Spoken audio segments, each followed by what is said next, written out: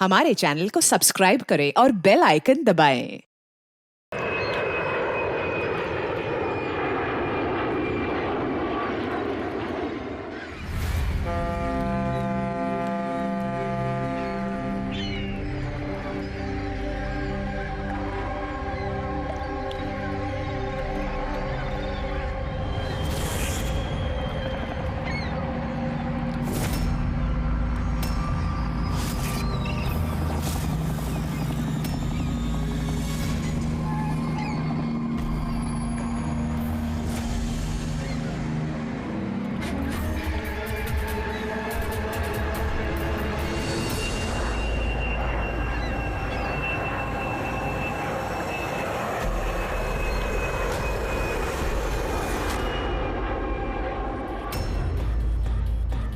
ग्यारह बज गए।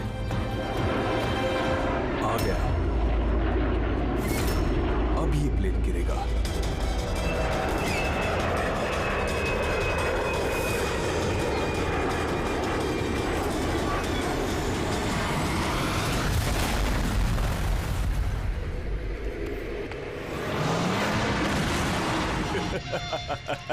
मजा आ गया।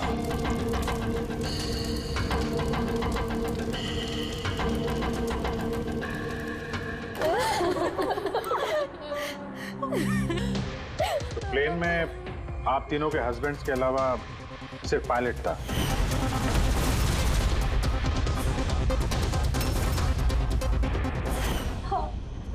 और अभी तक उनकी कोई खबर नहीं मिली।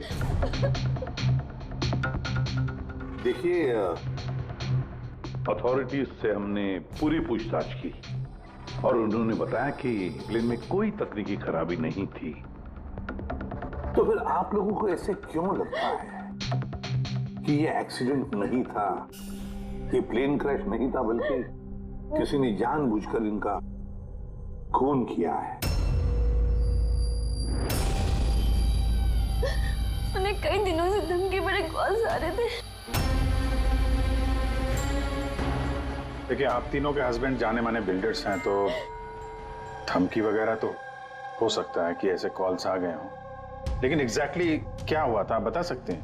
हाँ, वो तीनों सूरत जा रहे थे कोई जमीन खरीदने, पर कुछ बिल्डर्स थे जो ये नहीं चाहते थे कि ये डील हो। हाँ सर, करोड़ों की डील थी, जरूर ये काम उन्हीं में से किसी का होगा। अगर धमकी भरे कॉल आ रहे थे तो आप लोगों ने पुलिस की मदद क्यों नहीं ली? सर, हम पुलिस के पास जाना चाहते थे, पर हमारे पतियों ने हमें रोक लिया। हेलो, कौन बोल रहा है? खबरदार, अगर उस सूरत वाली जमीन के बारे में सोचा भी तो, समझे? धमकी दे रहा है? धमकी दे रहा है मुझे? धमकी ही समझ लो तुम। कल सुबह 11 बजे अपनी जिंदगी की आखिरी सांस लोगे तुम। तुझे जो करना है कर ले, ये डील तो मैं करके रहूंगा। प्लेन क्रैश भी ठीक 11 बजे हुआ था सर। 11 बज गए। अब ये प्लेन गिरेगा।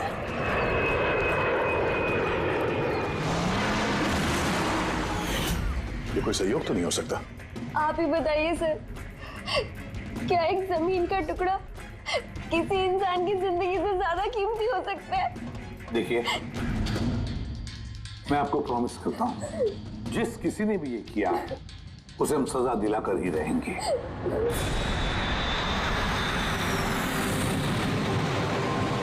सर, हमें 5 साल हो चुके हैं ये काम करते हुए, आज तक एक भी गलती नहीं हुई है। हमारे काम में सर गलती की कोई गुंजाइश ही नहीं। अगर सर प्लेन में कोई भी प्रॉब्लम होता है तो हम उसे उड़ने नहीं देते सर। तो आप लोगों के हिसाब से प्लेन में कोई खराबी नहीं थी? बिल्कुल नहीं सर। तो क्रैश कैसे हुआ प्लेन? चार लोगों की जाने गई हैं, कौन जिम्मेदारी लेगा उसकी? सर, मैं तो खुद हैरान हूँ कि ये हादसा हुआ कैसे। फ्लाइट रिकॉर्डर पता है ना आपको, जिसे हम ब्लैक बॉक्स कहते हैं, उसमें भी सब कुछ नॉर्मल दिख रहा है। नॉर्मल कहने से काम नहीं चलेगा, सब कुछ डिटेल में बताइए, शुरू से, टेक ऑफ होने से पहले से क्या हुआ था? हमने पूरा प्लेन चेक करके पायलट को हैंडओवर कर दिया। उसके बाद वो तीनों बिजनेसमैन प्लेन में बैठकर सूरत के लिए निकल गए।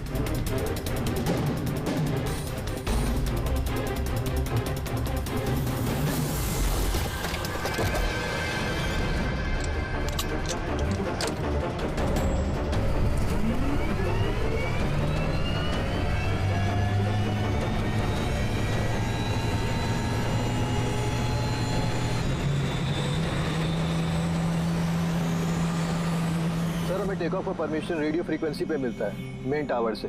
कल हमें पूरी इंफॉर्मेशन मिलने के बाद ही हम लोगों ने टेक ऑफ की प्रक्रिया शुरू की थी। आप रेडी? क्या? अच्छा, ओके ओके ओके ओके, हाँ ठीक है, हम लोग देखते हैं। क्या हुआ सर? मदन को जिस फोन से धमकी भरे कॉल किए जा रहे थे ना, वो क्रैश वाले दिन यहीं पे था, इसी एयर स्ट्रिप पे। सर अगर फोन यहीं पर था तो किसी अंदर वाले का हाथ है। क्यों? हा? नहीं सर, हमने किसी को भी कोई भी धमकी भरे फोन नहीं किए। तुम लोगों ने नहीं किया तो कोई बाहर वाला घुस गया होगा। यही सिक्योरिटी इसी एयर स्ट्रिप की। अगर वो आदमी यहाँ पे आया था तो कोई ना कोई निशान तो जरूर छोड़ के गया होगा। चेक करते हैं। सर ये जगह तो पूरी खुली हुई है सर, अगर वो कहीं छुपा होगा तो कहीं हैंगर के पास छुपा होगा सर। ठीक है, वहां देखते हैं। चलो हैंगर के पास चलो।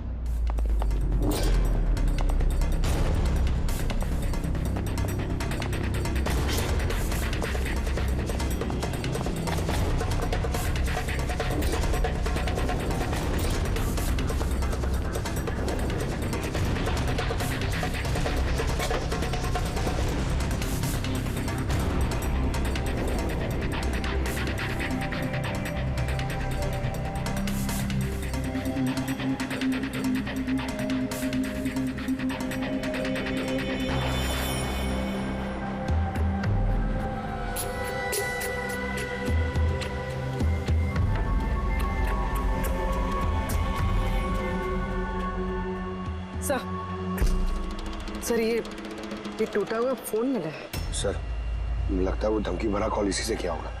हो सकता है, तोड़ के फेंक दिया। रख लो, कुछ ना कुछ तो मिल ही जाएगा। कहाँ पे मिला था ये?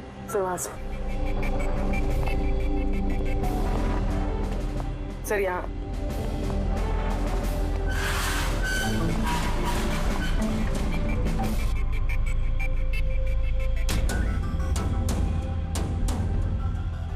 सर ये देखिए, ये कान जैसा कुछ लग रहा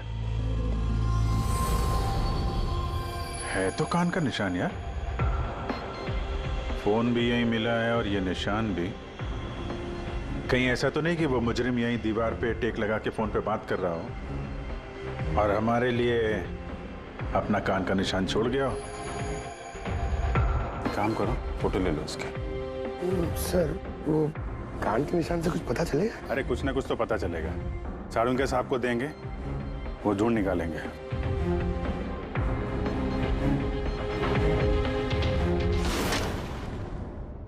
सर 2 लाशें मिल गई है, अंगद और मदन की। और सुमित और वो प्लेन का पायलट ढूंढ रहे थे, अभी तक पता नहीं चला। आप लोग प्लीज रोइए मत, हौसला रखिए। देखिए हम आपसे वादा करते हैं, आपके पतियों का खूनी नहीं बचेगा हमारे हाथों से। सर, हाँ सर वो फोन तो मिल गया जिसे धमकी भरे कॉल किए गए थे, लेकिन सर हमारे वहां पहुंचने से पहले खूनी ने फोन तोड़ दिया ताकि हम उस तक पहुंच ना सके। सर हम जानते हैं सब किसने किया।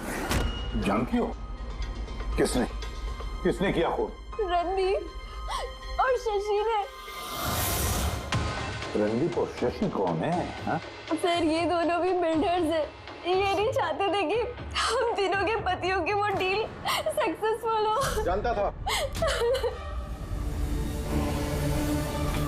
मैं जानता था इस जुर्म का सारा इल्जाम हम दोनों पे ही लगने वाला है। आपकी तारीफ। सर यही है वो दोनों खूनी, रणदीप और शशि।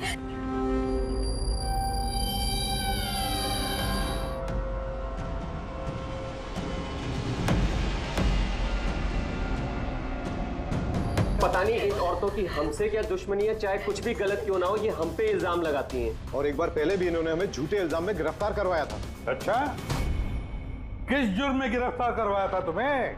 जरा हमें भी तो बताइए। सर जब पहली बार अंगद को धमकी भरे कॉल्स आ रहे थे तो मैंने ही पुलिस में रिपोर्ट लिखवाई थी इस संदीप के खिलाफ। और पुलिस ने मुझे गिरफ्तार भी कर लिया, पर बाद में मैं निर्दोष साबित हुआ। हाँ सर, असल में वो धमकी भरे फोन कॉल उन गांव वालों के थे जिनकी जमीन ये लोग लेना चाहते थे। हाँ तो वो गांव वाले अब भी जेल में हैं। तो ये गंदी हरकत तुम लोगों के अलावा और कौन कर सकता है? देखा सर, फिर से हम पर इल्जाम। अगर ये हमने किया होता तुम सीआईडी के पास क्यों आते? कोई बात नहीं, बहुत जल्द दूध का दूध और पानी का पानी हो जाएगा। हाँ, क्योंकि हमें वहां पे मुजरिम के कान का निशान मिला है। बस उससे तो हम पता लगा ही लेंगे कि खूनी है कौन। ये दीवार पर जो गीला पेंट था उस पर जो ये कान का प्रिंट है, इस कान के प्रिंट को देखो, कुछ दिखाई देता है कान पर? इस कान की प्रिंट पे स्टार जैसे कुछ शेप का इम्प्रिंट है। और एक बात और, ये जो मुजरिम है ये समुद्र के आसपास रहता है। ये कैसे पता चला सर? मैं बताता हूं। ये फोन के जो टूटे हुए टुकड़े हैं, इस पर मुझे कुछ समुद्री रेत और मछली के कांटे के टुकड़े मिले। अच्छा, तो जब उस आदमी ने अपने जूते से इस फोन को तोड़ा होगा तो वो रेत और मछली के कांटे उसके जूते से निकल के फोन में चले गए। जूतों में रेत और मछली के कांटे, हो सकता है ये आदमी किसी फिश मार्केट के आसपास रहता हो। फिश मार्केट तो है ना यहाँ पे दो, एक वर्सोवा जेट्टी पे और दूसरा मड आइलैंड पे। बस अब अपना काम हो गया, दोनों फिश मार्केट में जाकर पता लगाओ। देखो ऐसा कोई है क्या जो कान में स्टार की शेप की ईयररिंग पहनता है।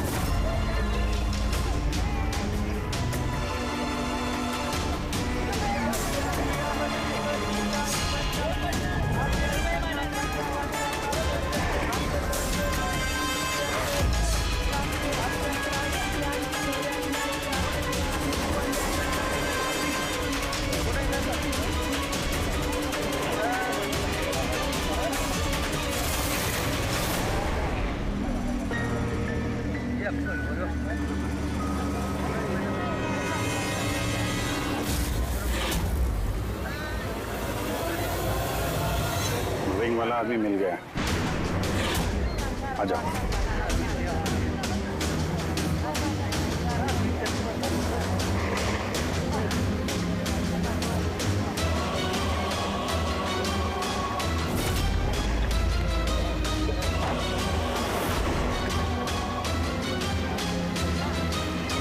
किसी से मीटिंग होने वाली है।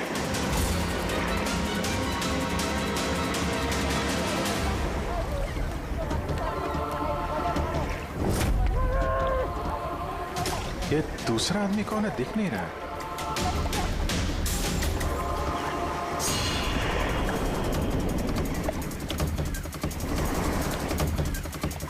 ये तो सचिन है।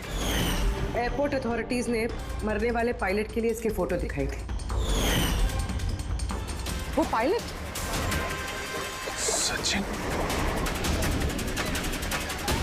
सचिन जिंदा है? सर अगर ये प्लेन क्रैश में मरा नहीं और जिंदा है तो यहाँ छुपा क्या कर रहा है? वही तो सामने क्यों नहीं आ रहा? चलो पूछते हैं इससे।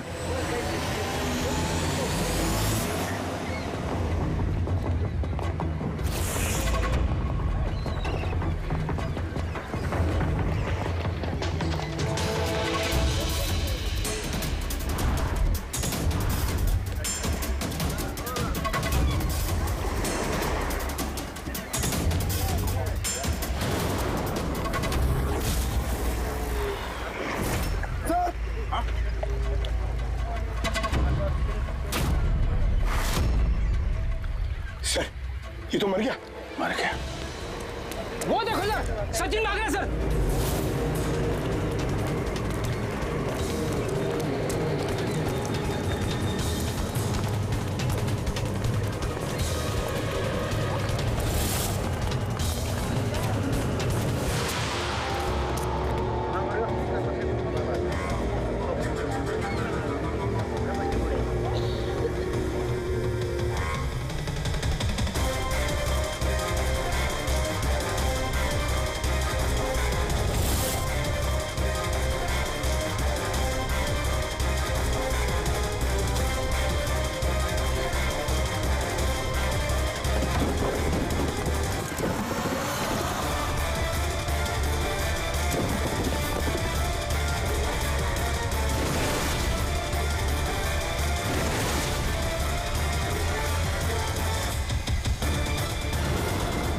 ये गया कहाँ?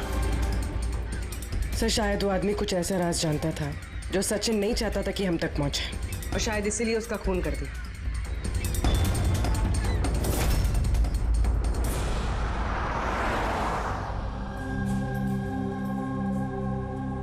सर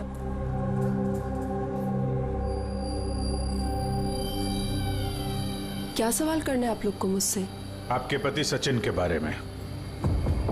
क्या आप बता सकती हैं कहाँ मिलेगा वो? ये कैसा सवाल है इंस्पेक्टर?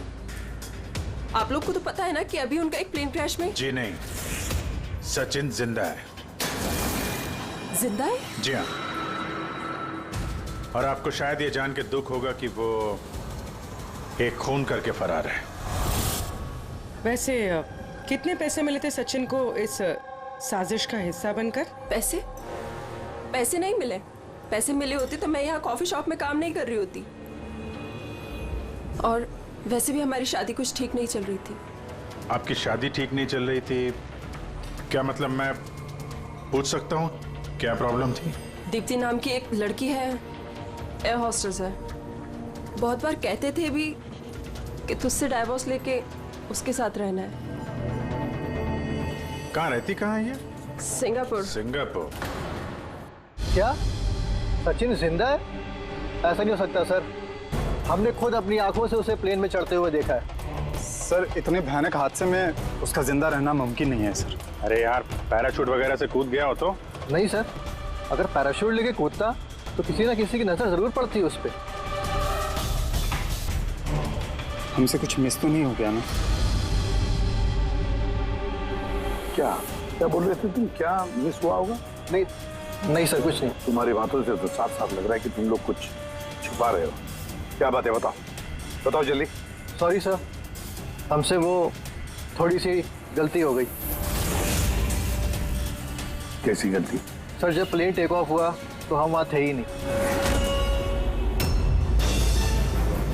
इतनी बड़ी गलती कैसे कर सकते हैं आप लोग? हैं? सर वो प्लेन जब रनवे पे दौड़ रहा था सर, कुछ धमाका हुआ सर। कैसा धमाका? सर किसी ने दिवाली का बम फोड़ा था, तो हम लोग उसको देखने के लिए गए कि कहीं कोई सीरियस बात तो नहीं है। अरे ये तो पटाखा है। और सर जब हम वापस चल के आए तो पता चला कि प्लेन उड़ चुका था सर। ये उस दाढ़ी वाले का ही काम होगा। इन लोगों का ध्यान भटकाने के लिए। हाँ पर अभिजीत, क्यों? क्या मकसद हो सकता है इनका ध्यान भटकाने में? कुछ ना कुछ तो गड़बड़ है अभिजीत। ये जब धमाका हुआ तब प्लेन एयर स्ट्रिप पे कहाँ था, वो जगह दिखाओ। सही सर। चलो दिखाओ।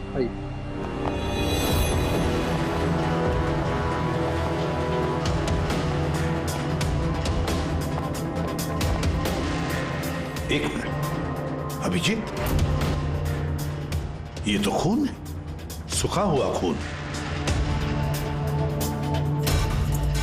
सर खून का रंग देख के लग रहा है ज्यादा पुराना नहीं होगा, आजकल का ही होगा। ये खून किसका खून है? ये यहाँ पर कैसे?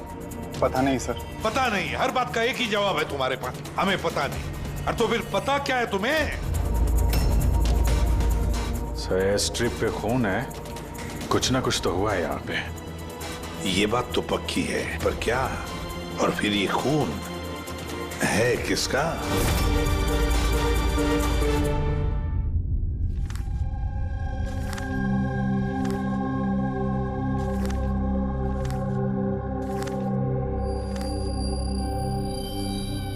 बॉस, पता चल गया एयर स्ट्रिप पे जो खून था वो किसका था? किसका था? ये पायलट सचिन।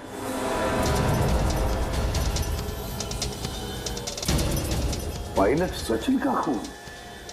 लेकिन उसे चोट लगी कैसे और कब? सर, जब हम उसे जेट्टी पे मिले थे तब उसने स्लिंग बैंडेज पहन रखा था और उसके हाथ पे पट्टी भी बंधी हुई थी। अगर इंजीनियर्स तो बता रहे थे कि जब सचिन टेक ऑफ के लिए जा रहा था तो वो बिल्कुल ठीक ठाक था, कोई चोट वोट नहीं थी उसे। इसका एक ही मतलब है अभिजीत, सचिन को चोट एयर स्ट्रिप पर ही लगी है। प्लेन टेक ऑफ होने से पहले ही सचिन एयर स्ट्रिप पर कूदा और उसे चोट उसी वक्त लगी है।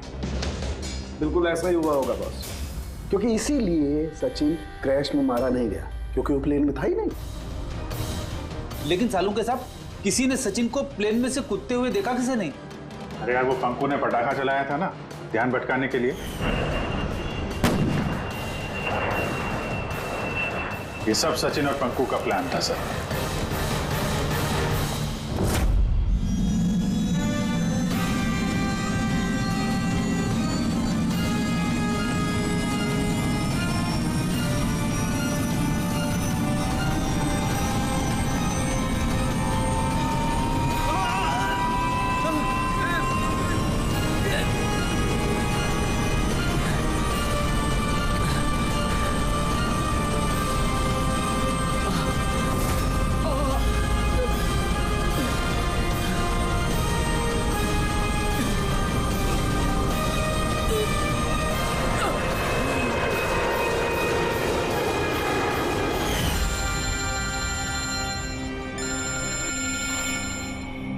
हेलो,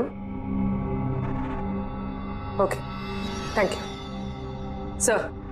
सचिन की वो गर्लफ्रेंड दीप्ति जो सिंगापुर में रहती है, उसका नंबर मिल गया। सचिन, क्या हुआ उसे? वो ठीक तो है ना? दीप्ति, एक बात बताओ, आखिरी बार तुमने सचिन के साथ कब बात की थी? 2 दिन पहले। 2 दिन पहले? मगर सचिन की बीवी ने तो हमें बताया कि तुम दोनों का रिश्ता टूट चुका है। नहीं, शायद उसने अपनी बीवी को नहीं बताया होगा कि वो मुझसे मिलने सिंगापुर आ रहा है। अच्छा, सिंगापुर कब आने वाले हैं सचिन? अब 1 हफ्ते बाद।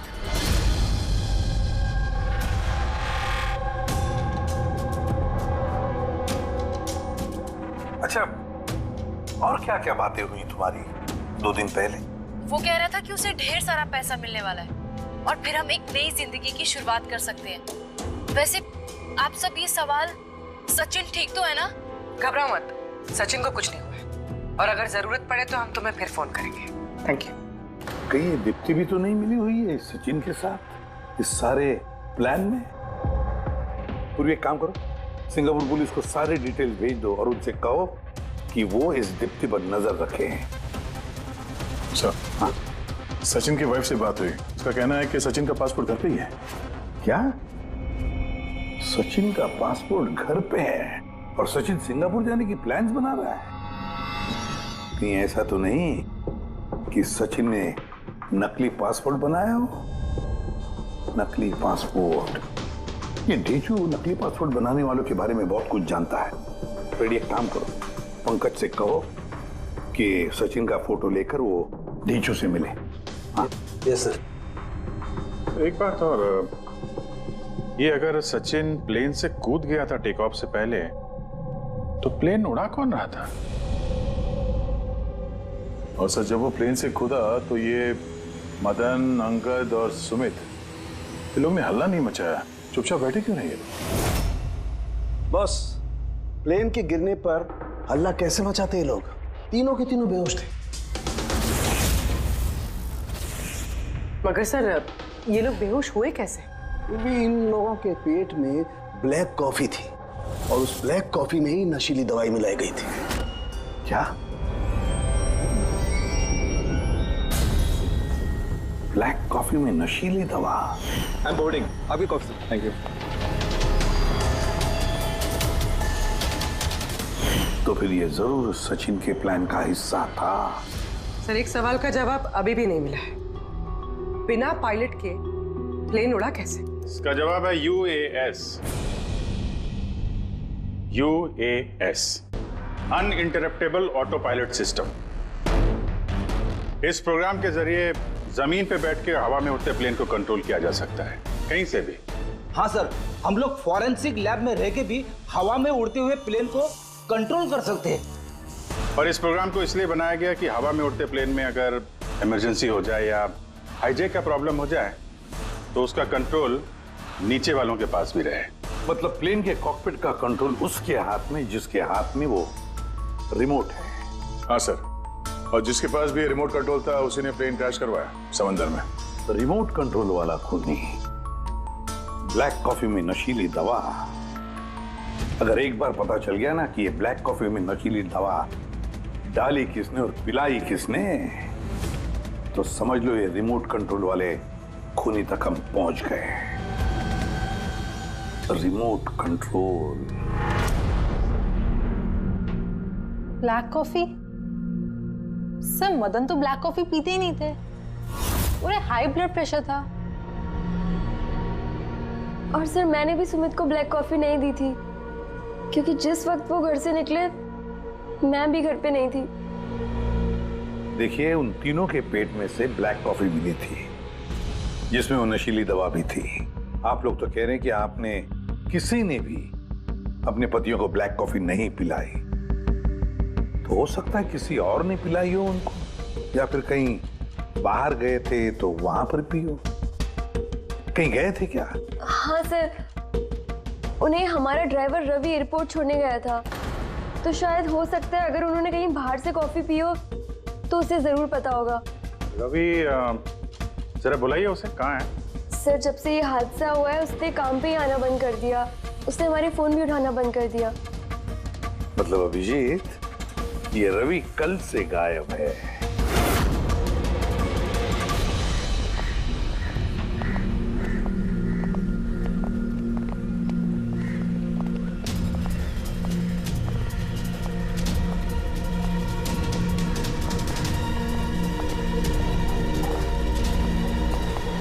एक्सक्यूज मी, हटिए जरा, क्या बात है, क्या हुआ? देखिए सर, यहाँ से बहुत बदबू आ रही है और अभी पुलिस को भी फोन किया है, अभी तक कोई आया नहीं है। हम लोग CID से हैं।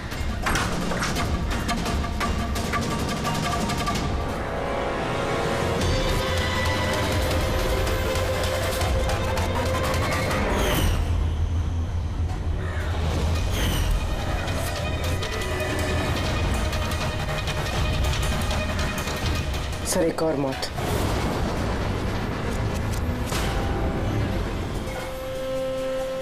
अच्छा, जस्ट फॉलो मी।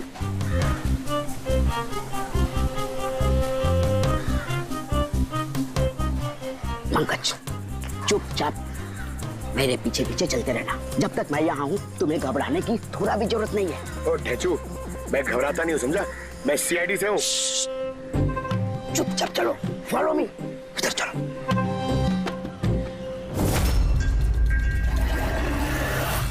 आजा पंकज।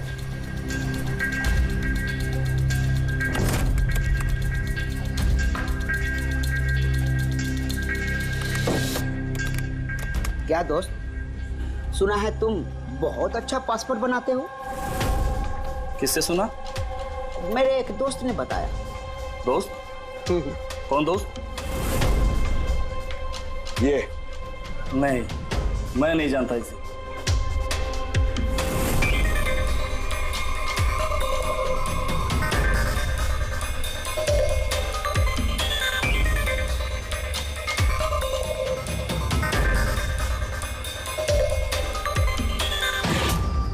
ये दोस्त है तुम्हारा?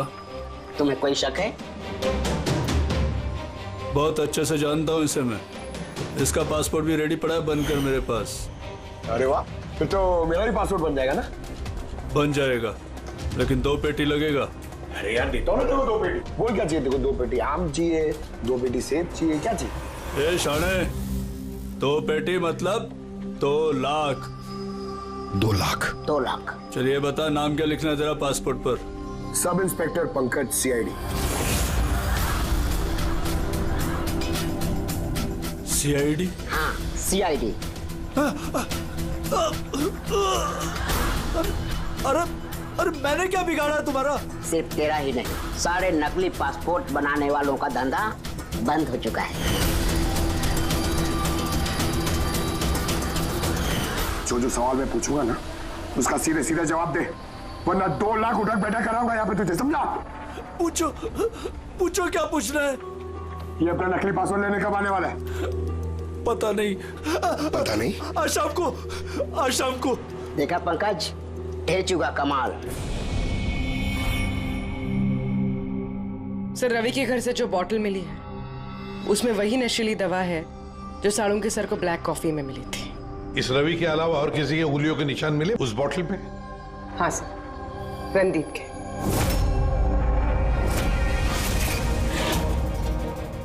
रणदीप, ये रणदीप ब्यूरो में आकर जोर जोर से चिल्ला कर अपनी बेगुनाही साबित करने की कोशिश कर रहा था। पहले उसने रवि का इस्तेमाल किया खून करने में, फिर रवि को ही मार डाला। सर, मैंने रणदीप को कॉल भी ट्राई किया, लेकिन उसका फोन बंद आ रहा है। एक बार ये सचिन मिल जाए ना, तो वही पहुंचाएगा हमें इस रणदीप तक। शाम को तो आने वाला ही है वो, अपना नकली पासपोर्ट लेने के लिए।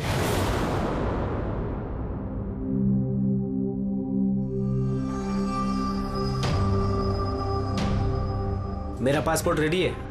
हाँ, तुम एक काम करो, अपना पासपोर्ट उससे ले लो, उसके पास है। अरे यार जल्दी करो, मेरे पास ज्यादा टाइम नहीं है। सही कहा तूने, तेरे पास तो बिल्कुल भी टाइम नहीं है। बस ये फोटो चिपका दूं? ये क्या मजाक है? मजाक नहीं है, ये सीआईडी का तोहफा है। सीआईडी? बता, वो प्लेन क्रैश कैसे किया था तूने?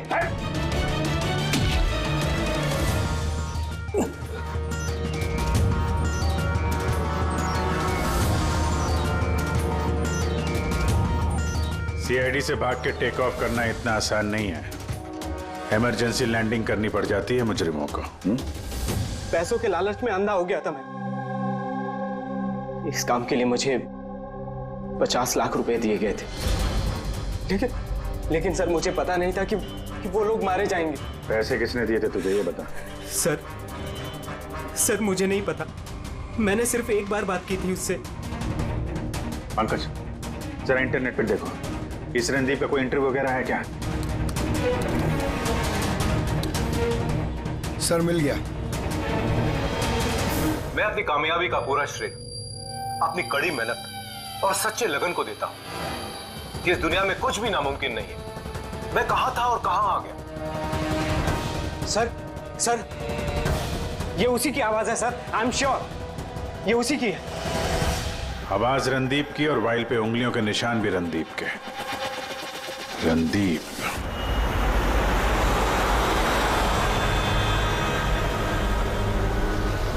सर, आगे से राइट। सर, ये रणदीप का तो फोन बंद है सर, तो उसकी लोकेशन कैसे ट्रैक करेंगे? अरे फोन बंद है तो क्या हुआ पंकज, उसका वीडियो याद है? उसमें उसने अपने हाथ में एक ब्रेसलेट पहना हुआ था। मैंने वो इंटरव्यू दोबारा चेक किया। मगर सर, ब्रेसलेट से लोकेशन कैसे ट्रैक करेंगे? पंकज, ये कोई मामूली ब्रेसलेट नहीं है। उस ब्रेसलेट में जीपीएस ट्रैकिंग भी लगाया हुआ है, और ऐसी ब्रेसलेट ज्यादातर ये टाइप 1 डायबिटीज वाले ही पहनते हैं। ब्रेसलेट में जीपीएस होता है सर? हाँ, ताकि अगर मरीज की तबीयत अचानक अगर खराब हो जाए या उसे चक्कर वक्कर आ जाए तो उसके परिवार वाले जीपीएस के सहारे उसे आसानी से ट्रैक कर सकते। पर सर, ये जीपीएस बता रहा है कि रणदीप कुंदूवाड़ी में।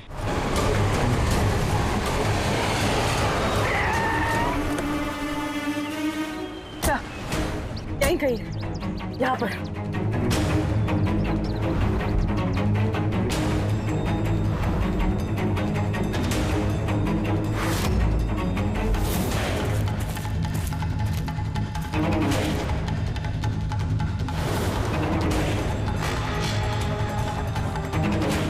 इस तरफ सर, यहीं कहीं है।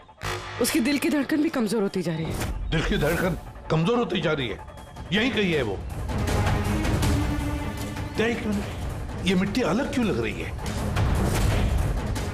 कहीं इस मिट्टी के नीचे तो नहीं? हो सकता है।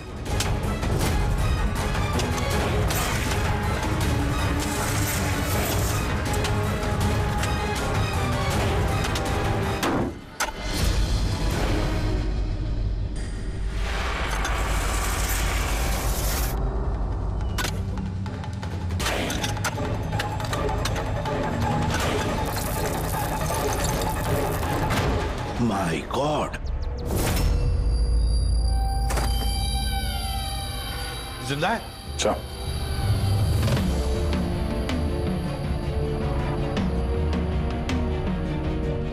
सर हम तो सोच रहे थे ये रणदीप खूनी है, पर यहाँ तो कोई उसकी ही जान लेने चला था।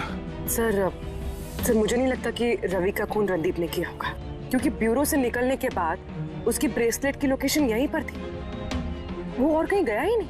मतलब जिसने भी सचिन को पैसे दिए वो रणदीप नहीं, कोई और ही है। लेकिन सर आवाज तो उससे की थी, उसने खुद पहचानी है। फिर भी आवाज बदल के बात करना कोई बड़ी बात नहीं है, और आजकल सर ऐसे मोबाइल ऐप्स आए हैं जिसके जरिए कोई भी किसी की भी आवाज में बात कर सकता है। तो फिर कौन है वो जिसने रणदीप को फंसाने की कोशिश की? है कौन वो जिसने ये आवाज बदलने वाला ऐप इस्तेमाल किया?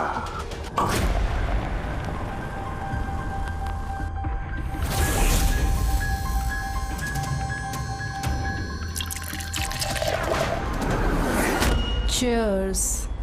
Cheers, अनीरा जी, cheers. आइए आइए। आई। मुबारक हो अनीरा जी। मुबारकबाद? वो किस लिए? उस ऐप के लिए, वो ऐप जो आपकी कंपनी ने बनाया जिसकी वजह से कोई भी इंसान अपनी आवाज बदल सकता है। जी जी, डेमो सुनेंगे? अनीरा जी, अब तुम अपने जुर्म के लिए जेल जाओगे। अनीरा जी, अब तुम अपने जुर्म के लिए जेल जाओ। क्या मजाक? ये मजाक नहीं है, इसी डिवाइस से तुमने रणदीप को फंसाने की कोशिश की थी ना? पूर्वी, अरेस्ट करो इसे। चलिए मैडम।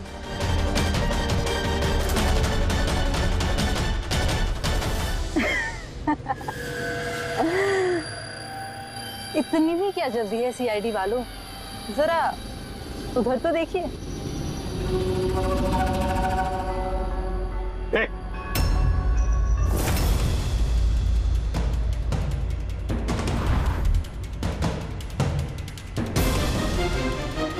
जाने दो उसे, और अपने हथियार नीचे जमीन पर फेंक दो, जल्दी। ओके, ठीक है।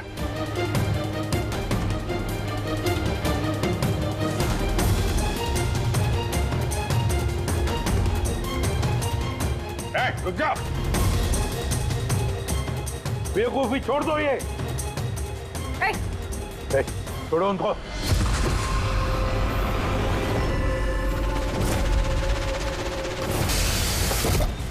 My God, रुक जाओ।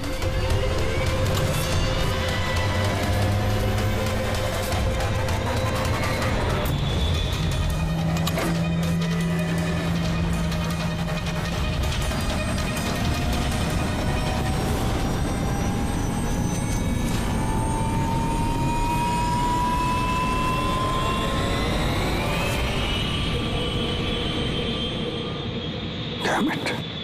Goodbye CID.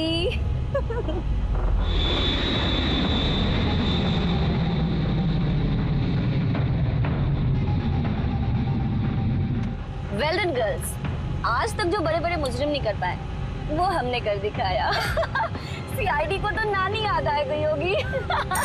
पर वो सब तो ठीक है यार, पर अब जाएंगे कहाँ? ओरिजिनल प्लान तो उन्होंने चौपट कर दिया।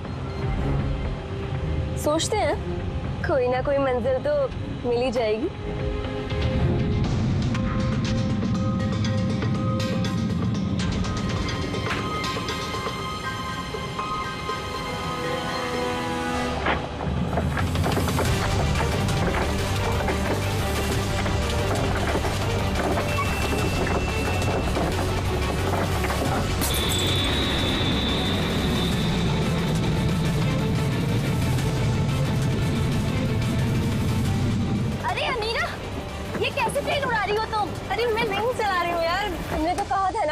तुम्हें प्लेन उड़ाना आता है? अरे मैं ये नहीं कर रही हूँ, अपने आप हो रहा है।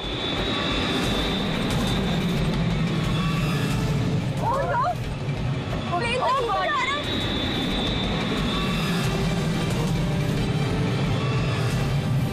लगता है हमारी यूएस टेक्नोलॉजी किसी को पता चल गई क्या?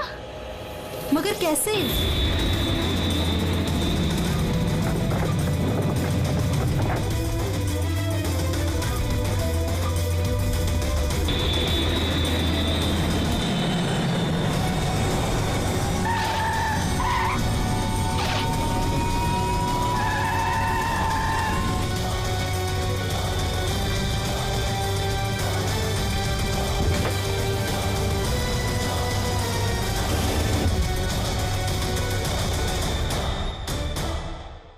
आइए।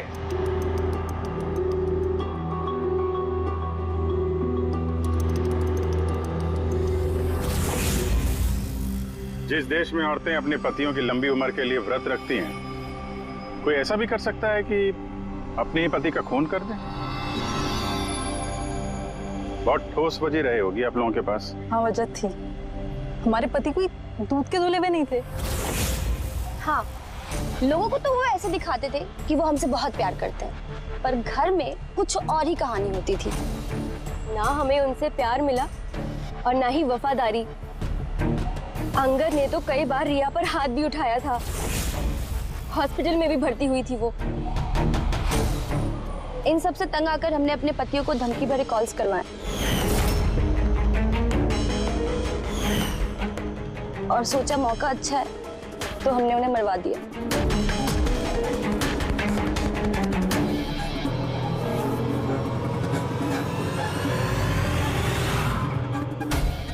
और किस्मत देखिए, रणदीप रवि के पास गया, वो बेहोशी वाली दवाई लेकर, ताकि हमारे पति मीटिंग में पहुंच ही ना पाए। और ये चीज भी हमारे काम आ गई। तो रवि की वफादारी का फायदा उठाया तुमने, हाँ? फिर तुम लोगों ने रणदीप को जमीन में गाड़ दिया ताकि हमें ऐसा लगे कि वो जुर्म करके फरार हो गया है। पिंजरे में बंद घुटन भरी जिंदगी जीने का कोई फायदा नहीं था। हमें आजादी की हवा में सांस लेनी थी। आजादी की हवा में सांस लेने के और भी तरीके होते हैं अनीता जी। पति को मारना सबसे गलत रास्ता। सही होता अगर तुम पतियों से अलग हो जाती, लेकिन नहीं, तुम तीनों ने ऐसा रास्ता चुना जो तुम्हें घुटन भरी जिंदगी तक ले जाएगा, और वो भी जेल की सलाखों के पीछे। For more updates, subscribe to our channel, click the show links and enjoy watching the videos.